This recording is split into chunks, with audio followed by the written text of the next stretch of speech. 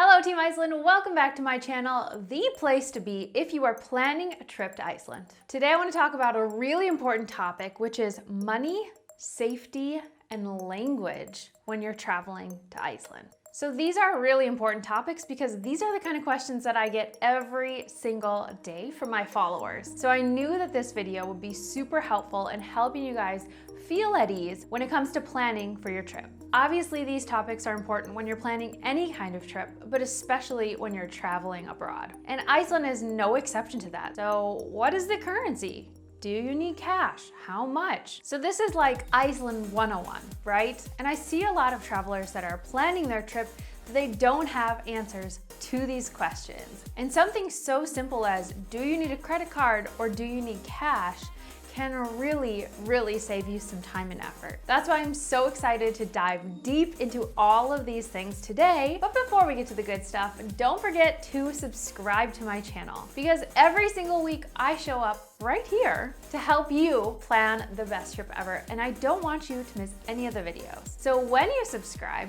YouTube lets you know that I have a new video, which is gonna help you plan your trip, which is awesome. So let's get into it.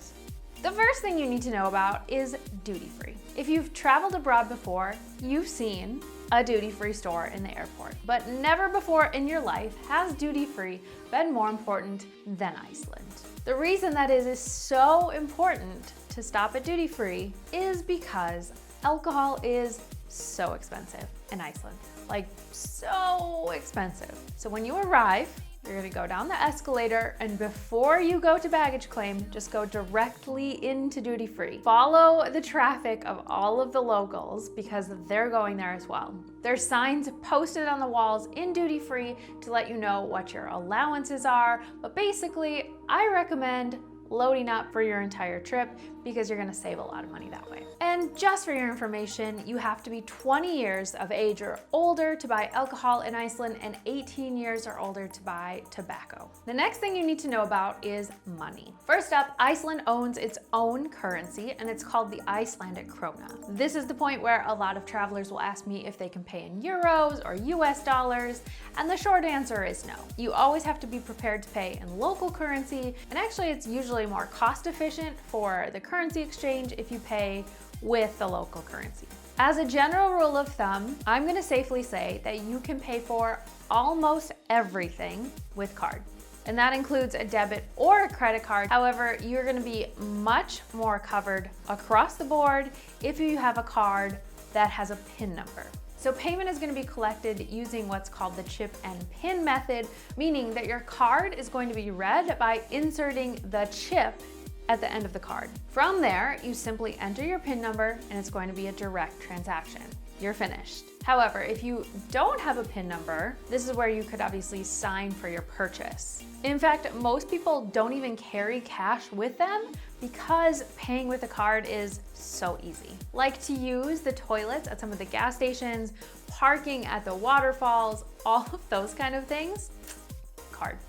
I'm not even kidding. And there's not a minimum purchase like sometimes in the US where you have to spend at least $5. That's not a thing. So trust me, it's super easy. I do have to say one big caveat, and that is there are places that you don't have the ability to sign. So for example, certain gas stations are only gonna be a pump with no attendant to go in. And this is why I always highly recommend, without fail, please just get a card with a PIN number. In the US, it's not common to get a card with the PIN. However, a lot of times you can call the financial institution and request the PIN number. Just try it. And if all else fails, open a card that has a PIN number. Trust me, it'll save you a lot of stress. Now, a lot of people ask if they need to bring cash just to be safe. And I can totally see where you're coming from on this point. You just want to make sure that you're covered in the event that you need the cash. So what I usually recommend is taking out around 100 US dollars. This is gonna be around 10,000 Icelandic krona.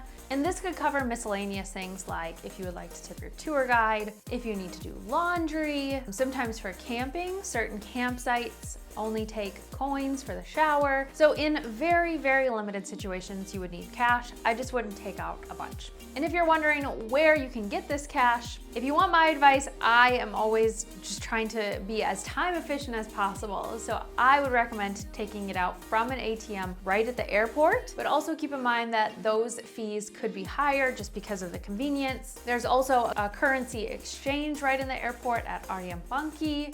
Again, the rates might be a little bit higher because you're in the airport, but if you're done when you leave the airport, then you don't have to make another stop, which time is money, so you know what I'm saying? And if you don't want to do it that way, then you can stop at any of the ATMs throughout the city and withdraw cash there. The last thing that I want to talk about for money, which is a really important thing, is there's no tipping in Iceland. For real.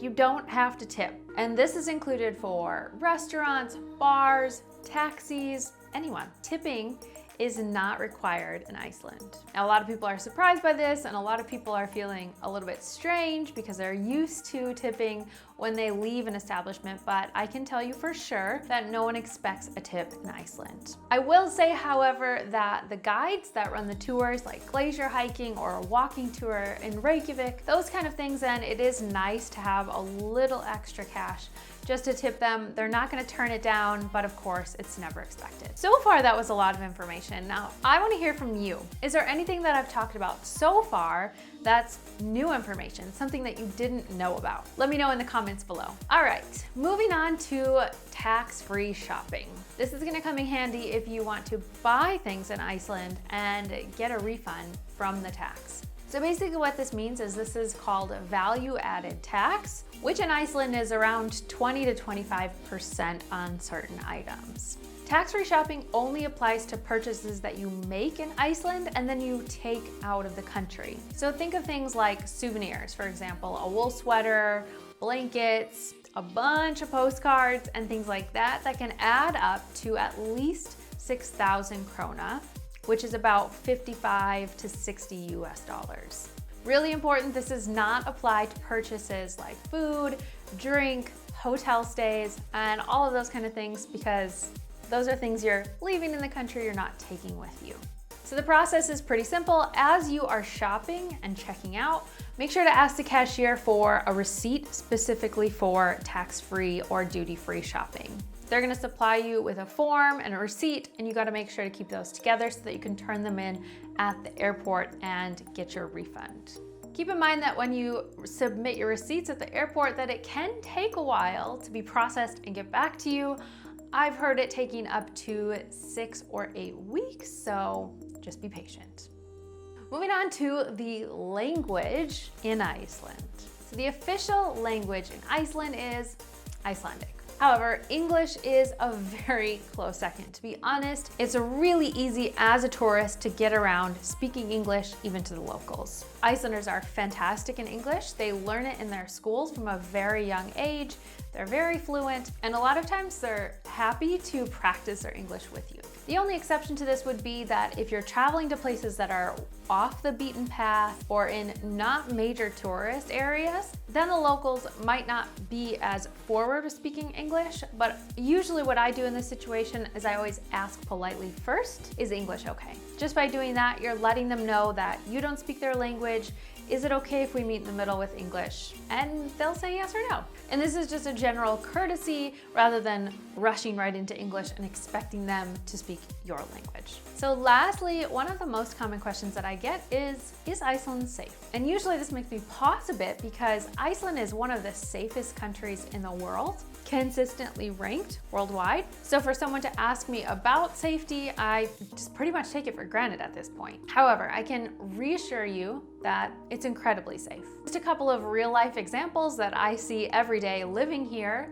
Children walk themselves home from school. It's not uncommon for me to see a 7-year-old child, for example, walking home after school. Another example is that babies are often left in their stroller to nap outside by themselves. This is a very, very cultural thing, but Icelanders believe that babies need to get fresh air. So in order to do that, take advantage of nap time by putting them outside to sleep.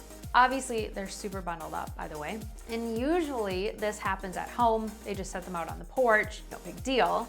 But I have seen this walking around downtown Reykjavik, where you'll see a stroller outside of a cafe or a restaurant while the mom sits inside and visits with a friend. So don't be surprised if you see this. You don't have to call social services, but this is honestly just the perfect example of how safe Iceland is. Okay friends, those were my best tips for how you can prepare for your trip so that you can feel really confident about money, safety, and all of the things. And if you haven't finished packing yet, then I highly recommend that you download a free copy of my Iceland packing checklist. It's free, so that's awesome. And it has item by item the things that you need to bring in your suitcase so that you don't forget anything and you don't get stuck in a situation where you don't have a thing that I said that you needed. I'm gonna leave a link down in the description so that you can grab your free copy of that checklist. All right, friends, thank you so much for hanging out with me today. I hope you learned something about all of these fun topics. I hope you feel more prepared for your trip. And if you found this video helpful, make sure to like it and subscribe, and I will see you next week for another Iceland video. But until then, happy planning.